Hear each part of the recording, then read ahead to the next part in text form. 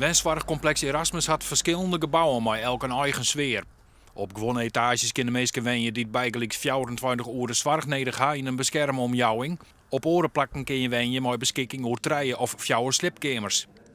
Verder binnen een soort mogelijkheden voor sociale contacten. In elke buurt van zeg maar 12 wenningen hebben wij een buurtkamer. En die buurtkamer die is van de bewoners en die is van de familie.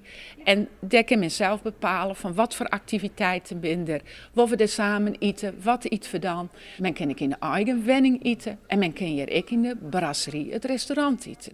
Ook mensen uit de omjouwing kunnen er eten en activiteiten meedoen. En het concept is levensbestendig. Had een bewoner in de toekomst meer zorg nodig, dan kan dat in Erasmus. Betekent is wel dat Noorderbreedte de zorg levert. Gewoon bewoners van de oude locatie verhuizen daarom net mooi, want ze willen haar vaste verzorgers net kwijt.